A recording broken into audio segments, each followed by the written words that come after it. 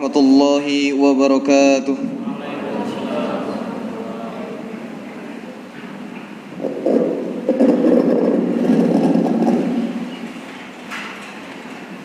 Allahu Akbar. Allahu Akbar. Allahu Akbar.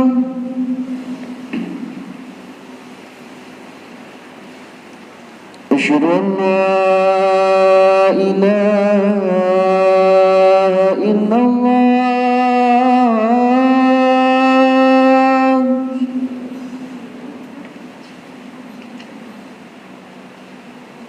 Asyhadu an la ilaha illallah.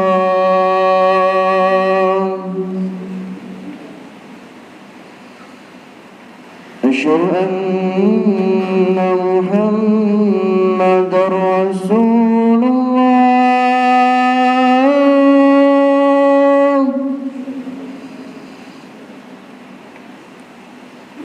Asyhadu anna Muhammadar Rasulullah.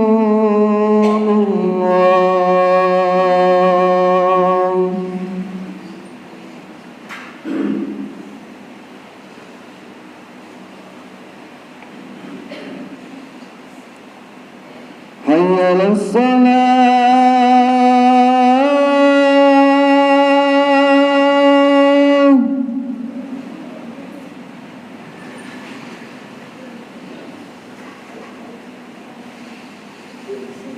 Hayya 'alas salah.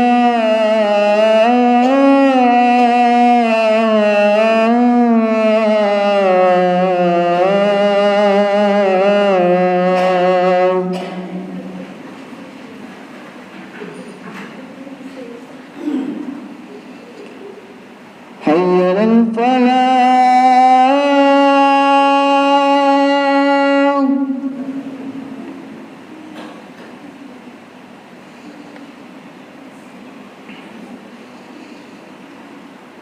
Hayya 'alal falah.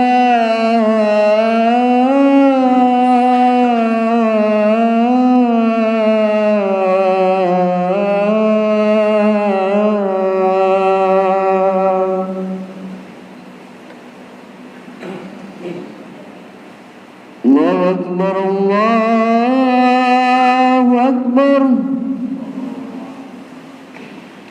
La ilaha illallah.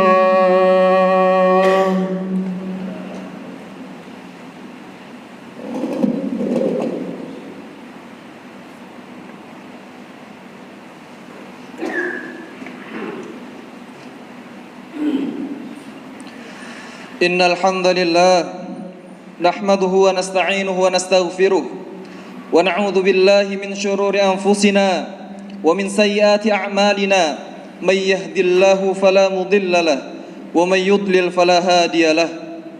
Ashhadu an la ilaha illallah wa ashhadu anna Muhammadan abduhu wa rasuluh la nabiyya wa la rasula ba'dah. Qala Allah ta'ala fil Qur'anil Karim, a'udzu billahi minasy syaithanir rajim. Ya ayyuhalladzina amanu taqullaha haqqa tuqatih wa la tamutunna illa wa antum muslimun. Wa qala aidan, ya ayyuhan nasu taqu rabbakumul ladzi khalaqakum min nafsin wahidah wa khalaqa minha zawjaha wa batha minhuma rijalan katsiran wa nisaa wattaqullaha alladzi tasaaluna bihi wal arham innallaha kana 'alaikum raqiba. Wa qala Rasulullah sallallahu alaihi wasallam fil hadits, ittaqillaha haitsu ma kunt wa atbi'is sayyi'atal hasanata tamhuha wa khaliqin nasa bi khuluqin hasanin. Jamaah sidang salat Jumat yang dirahmati Allah Subhanahu wa taala. Di siang yang cerah ini, marilah kita bersyukur kepada Allah Subhanahu wa taala. Tidak ada kata yang pantas melainkan rasa syukur kita kepada Allah Subhanahu wa taala. Karena hingga saat ini Allah Subhanahu wa taala masih memberikan nikmat kepada kita begitu banyak. Terlebih-lebih Allah memberikan kita nikmat iman dan nikmat Islam, yang dimana dengan kedua nikmat itu kita mampu meraih surga Allah Subhanahu wa ta'ala. Di samping itu, Allah hingga saat ini masih memberikan kita nikmat sehat dan nikmat sempat, yang dimana kata Nabi SAW, dua nikmat ini masih sering dilalaikan oleh manusia. Marilah kita tengok saudara kita yang berada di rumah sakit sana. Allah cabut nikmat sehatnya sehingga tidak bisa melaksanakan sholat Jumat secara berjamaah. Marilah kita tengok saudara kita yang berada di seberang jalan sana. Allah cabut nikmat sempatnya, masih sibuk dengan urusan dunianya sehingga tidak bisa melaksanakan sholat Jumat secara berjamaah. Dan Allah Subhanahu wa ta'ala mengatakan dalam Al-Quran, wa qalilum min ibadiya syakur, sedikit sekali dari hambaku yang pandai bersyukur. Maka hendaklah kita bersyukur kepada Allah Subhanahu wa ta'ala, dan semoga kita menjadi hamba yang pandai bersyukur. Kedua kalinya salawat serta salam semoga tercurah limpahkan kepada Nabi Muhammad SAW yang telah menegakkan kalimat la ilaha illallah di permukaan bumi ini. Jamaah sidang salat Jumat yang dirahmati Allah Subhanahu wa ta'ala, Allah berfirman dalam surat Al-Baqarah ayat 214, A'udzu billahi minasyaitonir rajim.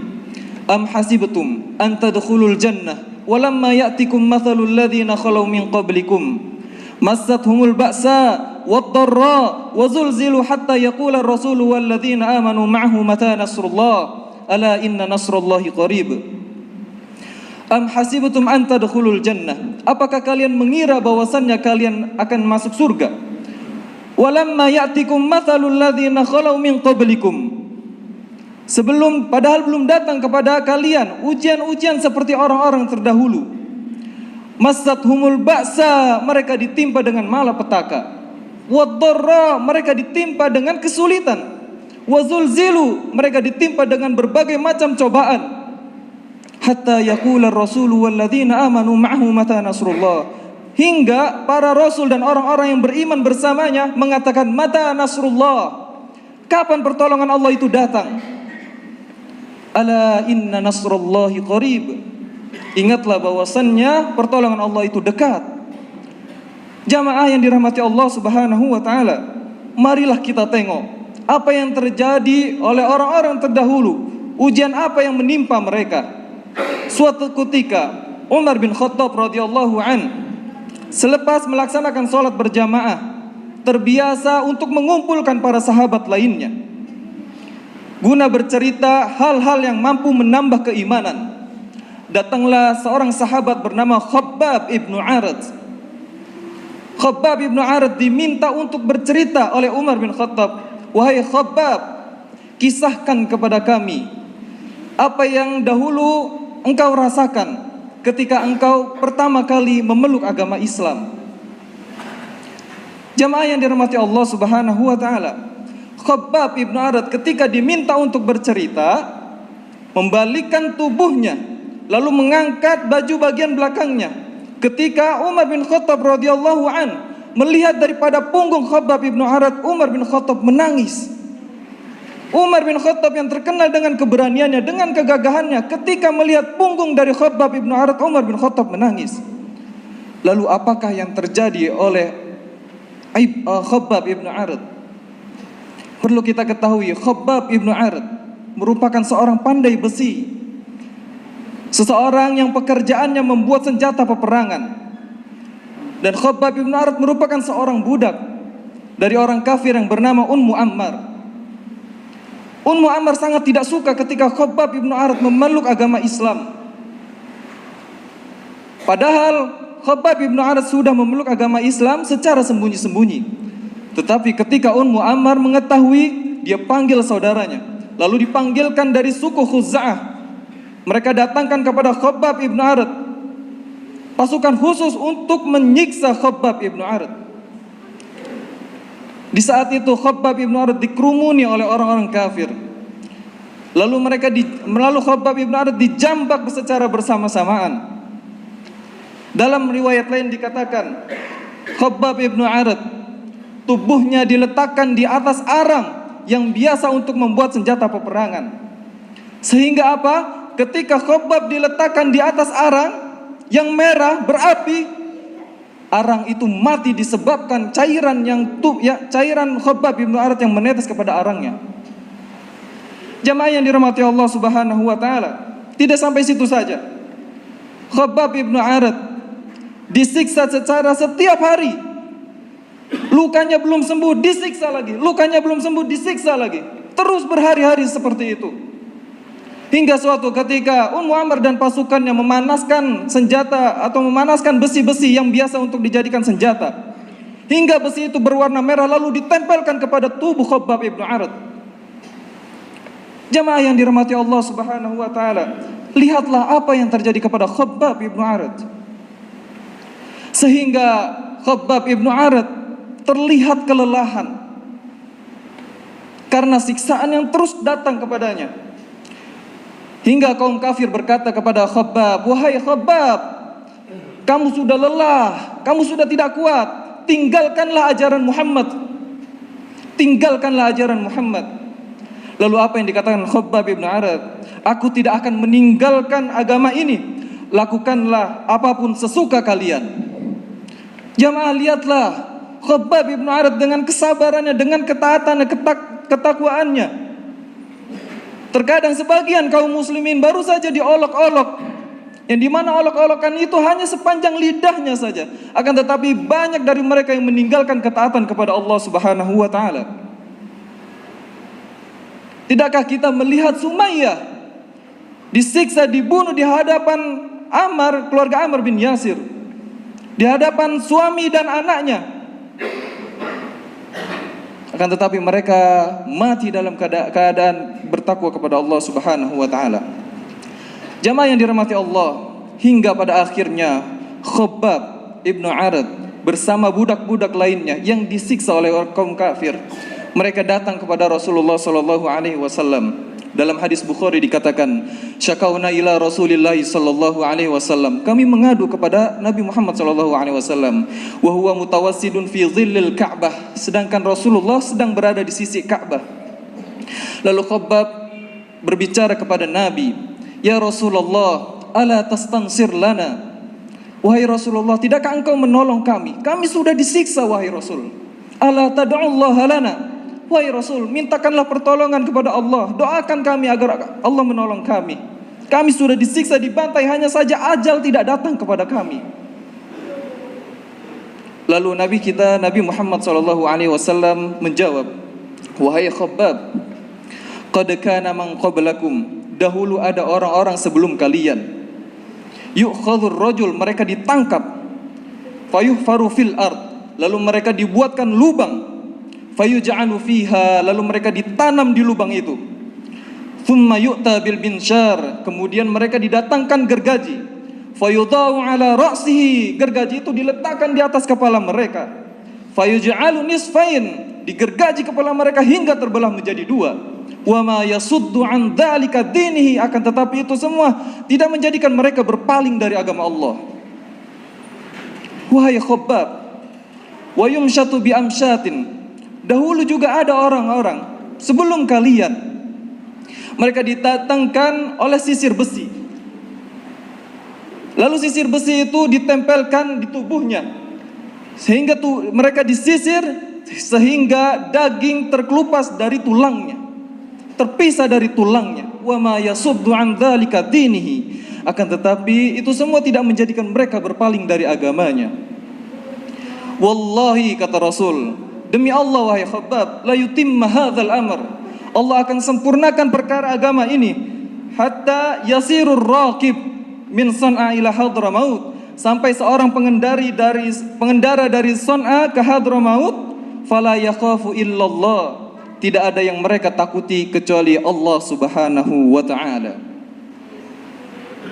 Perjalanan dari San'a menuju Hadramaut, di pertengahan jalan itu terkenal dahulu dengan perampok yang misinya adalah pembunuhan.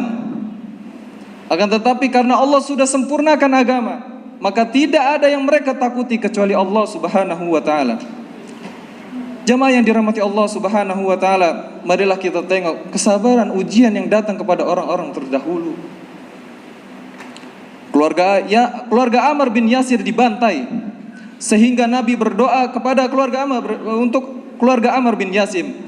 Apa yang Nabi katakan? Sabran ala Yasir. Bersabarlah kalian wahai keluarga Yasir. Fa inna mau'idakumul jannah. Sesungguhnya Allah menjanjikan bagi kalian adalah surga.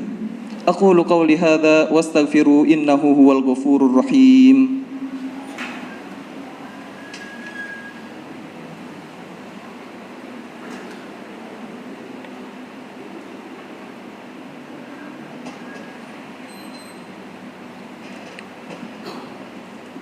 Alhamdulillahilladzi arsala rasulahu bil huda wa dinil haqq liyudhhirahu 'alad dini kullihi walau karihal musyrikun. Asyhadu an la ilaha illallah wa asyhadu anna Muhammadan 'abduhu wa rasuluh. Jamaah yang dirahmati Allah Subhanahu wa taala, beberapa pelajaran yang bisa kita ambil dari khutbah yang pertama tadi. Bertahan sabar dan kokoh di jalan Allah Subhanahu wa taala. Itulah yang dilakukan oleh para sahabat, dan kita diperintahkan untuk mengikuti orang-orang soleh terdahulu. Yang kedua, ketika diganggu di jalan Allah, orang mukmin tahu bahwasannya Allah akan menguji dirinya, Allah akan menguji orang-orang beriman sesuai dengan kadar keimanannya. Sebagaimana firman Allah dalam surat Al-Ankabut, ahasiban nasu ayyutraku ayyaqulu amanna wa hum la yuftanun. Apakah kalian mengira bahwasannya kalian akan dibiarkan saja, cukup mengatakan kami telah beriman, wa hum la yuftanun, sedangkan kalian tidak diuji. Dan ujian yang terberat adalah untuk para nabi-nabi Allah Subhanahu wa taala. Dan yang ketiga, setiap ujian yang datang bagi orang-orang yang beriman, itu semua akan menghapuskan kesalahannya. Sebagaimana hadis Nabi SAW, riwayat Bukhari mengatakan, ma yusibul muslim, tidaklah musibah menimpa seorang muslim min nasabin, dari kelelahannya, wala wasabin, dari penyakit, wala ham, dari kekhawatiran, wala hazan, wala adha, wala gham, hatta syaukah, bahkan duri yang yushakuha, melukai dirinya, illa kaffarallahu khotoyahu, kecuali Allah akan memberikan ampunan dari kesalahan-kesalahan yang dibuatnya.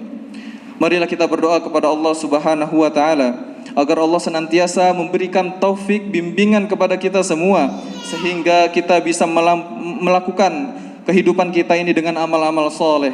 Innallaha wa malaikatahu yusalluna 'alan nabi ya ayyuhalladzina amanu sallu 'alaihi wa sallimu taslima. Allahumma ighfir lil muslimina wal muslimat wal mu'minina wal mu'minat al ahya'i minhum wal amwat innaka sami'un qaribun mujibu da'wat ya qadiyal hajat. Allahumma inna nas'alukal huda wat tuqa wal afaf wal ghina. Allahumma ya muqallibal qulub tsabbit qulubana ala dinik. Allahumma ya musarrifal qulub sarrif qulubana ala ta'atik. Rabbana hab lana min azwajina wa dhurriyyatina qurrata a'yun waj'alna lil muttaqina imama. Rabbana atina fid dunya hasanah wa fil akhirati hasanah wa qina adzaban nar. Walhamdulillahi rabbil alamin. Aqimus salam.